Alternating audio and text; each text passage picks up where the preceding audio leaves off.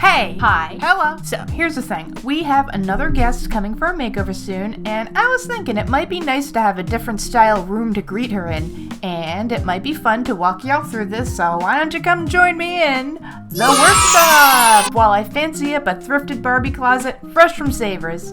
Now let's take a gander at this bad boy, shall we?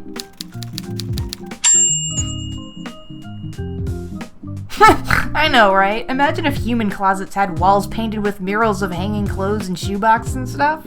Anyway, this fella here appears to be for hanging clothes on, but that's not what I want to do with it, so out it comes. With the help of my handy nippers, out come these little tabs too. I suppose I could try to pull them out, but frankly, that's a lot of effort to expend for pieces that'll just be thrown out anyway. Alright, placing that backdrop aside, now I can use my rotary tool to grind off the rest of all these unwanted bits. This hinge is very wanted, and I'm saving that for later. This shelf is going, I don't care for the placement. Unfortunately, my rotary tool can't really hit the most, let's say, efficient angles to remove the shelf. My workaround is ultimately effective, but structurally unsound. Having anticipated this, I got a bunch of popsicle sticks held together with box tape to make for a temporary splint. Okay, at this point, I need to change hands. No, really, hold on one moment. I got a new pair. It's very exciting. Ta-da! Dude, check it out. Genuine human. Not just a skin either, it's got all original muscles, bone, even its own blood supply. Yes, okay, I did have to purchase a whole maintenance system, but it really is a small price to pay to have hands that are so much easier to clean. Practically self-healing, not to mention grip. I got the grippers! I love my natural fabric hands, I really do, but nothing beats the grip of soft, padded, self-lubricated human skin. Alright, moving on. So this two-part epoxy is perfect for filling in the gap. The smooth surface of the box tape will discourage the epoxy from sticking to the splint as it cures. That's right, Paula, but as always, with the power of editing, it's a few hours later right now! Let's see how it turned out. Awesome. Now just a little sanding will even it right out. After all of that grinding and sanding making a mess, a gentle cleaning with water and a sponge will do just fine. It's good to clean your workspace, too. Barbie, don't even know her. Just kidding, Barbs, you know I love you, babe. But seriously, time to get the tools back out, because this gotta go. Back to the inside, I am now tracing the compartment shapes onto some box cardboard. These pieces will be used to help resurface the back walls. Goodbye, ugly print, hello, glittery pink wallpaper. Well, technically it's a Cricut adhesive vinyl that I got on sale. Not too shabby, only a little. The back wall will be built with several layers, the first being the existing cardstock backing. These cardboard panels are meant to fill in some space between the plastic frame and the back card. The next layer is more cardstock. It will go over the cardboard and plastic frames. I traced the shapes, same as last time, but before cutting it out, I added the width of the frames to the sides. You know what, before we get on with the panels, let's take a quick trip outside to Newspaper Land, where we spray the really smelly stuff. Whew, I'm not touching this for a while. Okay, back to the panels. This is my first time using any of this stuff, but it's made for like home-use die cutters scrapbookers have, and the cardstock is for scrapbookers too, so like it should work well. This was her first mistake. Yeah, so it doesn't really work all that well. It looks super cool, but the edges all peeled up after a while. I'm gonna have to give it one more chance and a firm convincing from this rolling pin. Maybe it just needs a little pressure to properly adhere. It did not properly adhere. Thanks, foreboding robot voice. Wow, so helpful. Anyway, time to get these layers sandwiched. I'm using super glue, which is extremely effective, but not terribly efficient. I am reminded to explore more glue options in the future. Alright, folks, here we go. Moment of truth. If it fits... It sits! Hell yeah! Do you recall the roundish clothes hangery thing that we put aside for later? Well, it's now later, and it is now going to become a roundish vanity table. And to help me do that, I am just bulking the heck out of it with a bunch of foam core, just layered foam core up and down. Alright, gonna reach for that epoxy again and smoosh it all in the cracks in between the foam core and the plastic. You'll really want to warm up the epoxy with your blood-filled flesh hands to get it nice and spreadable.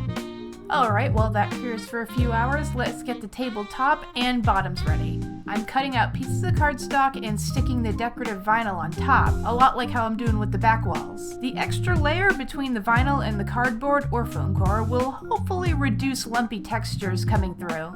And time has passed and the epoxy is cured of being soft and pliable. And now I'm going in hard with the Elmer's glue, then placing it under some weight as it dries. Gonna do the process separately for each side to reduce mess or accidents.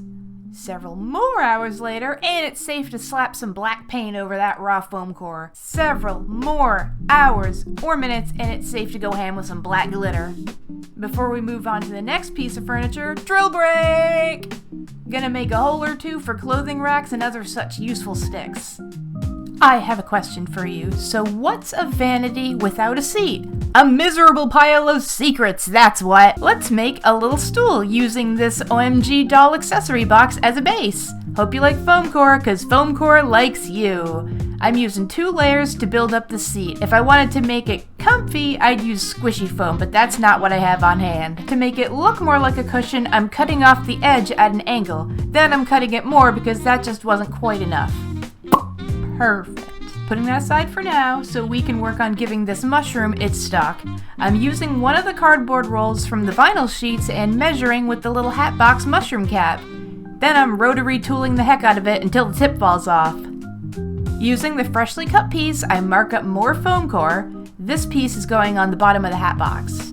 What do I want to deco this piece? Oh, let me put some metallic vinyl on this because I haven't learned my lesson. I'll use box tape as a sort of lamination to keep it from peeling. This will not end with copious air bubbles.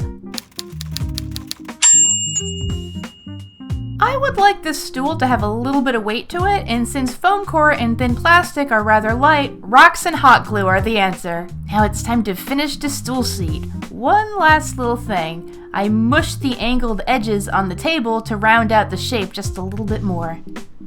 Okay, this black stretch fabric will be perfect, so I'm cutting a circle probably larger than necessary and attaching it under the lid with hot glue. Now to finish it off with some spare decorative trim. And because I am a sucker for tedium, I cut up a bunch of julienne fry sticks of black glitter vinyl to deco the sides with. Funny enough, they stick very well to this plastic. These vinyl sheets are weirdly inconsistent when it comes to adhesion. Now I'm painting up the foam core bits. Also, you can see I added another foam core ring to the inside of the lid. So this stool is going to be 2 pieces, one piece fitting into the hat box.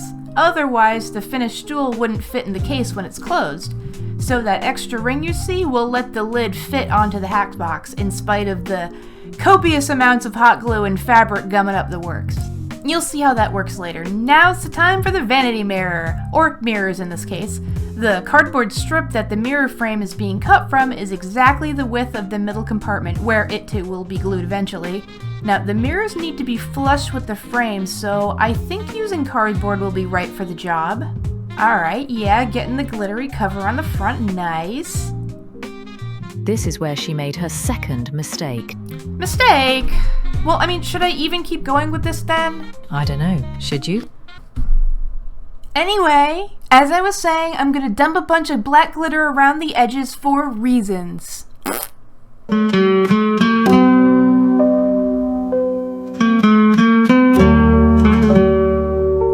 Oh, stop being so dramatic.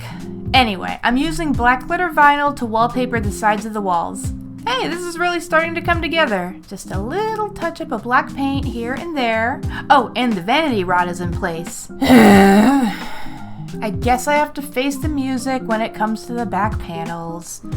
I don't want to put something in that's just going to peel right off, so out these come. Let's replace them with the same black as the sides. I'd like a little color though. I know! I'll use the pink glitter for the cubbies. That'll be cute. At this point, I think we could all use a satisfying peel. Let's take the masking off these pink windows. Nice, nice. Oh, not so nice, but fixable. Overall, looking good. Yes, it's ready for the back panels. I can't complain, the black looks good. Don't think I forgot about the clothes rod. You know, the more I look at it, the more I'm thinking that the reflective vinyl not sticking was kinda good luck. This was a better choice overall. That said, these pink squares ended up not exactly the right width. They're a little bit smaller, so you know what? Let's just go ahead and glue this sequin string I had laying around down the edges. You might find I have a habit of just covering problems with the shiny bits, but hey, if it didn't work, well, frankly, I'd do it anyway. Oh, hey, look, it's that time covering something in glitter didn't work out well. Whoops.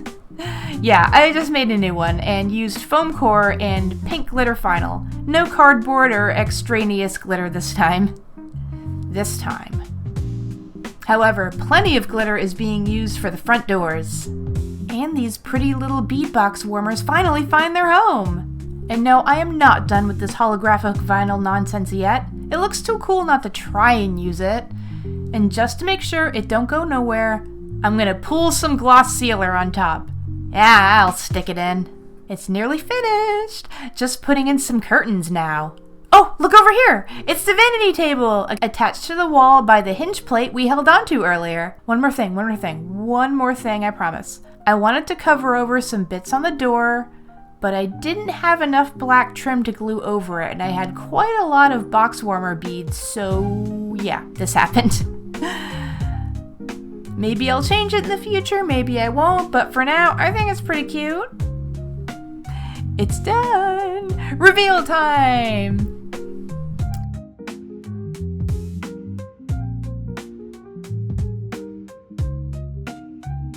Yeah, it's really nice. I hope our guest likes it.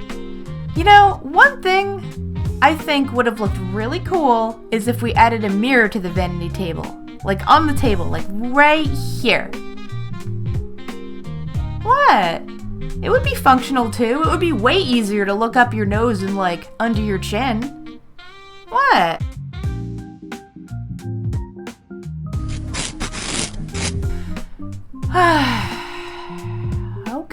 Okay. It would be a nightmare cleaning up after all the fallen makeup dust all over the place. I get it.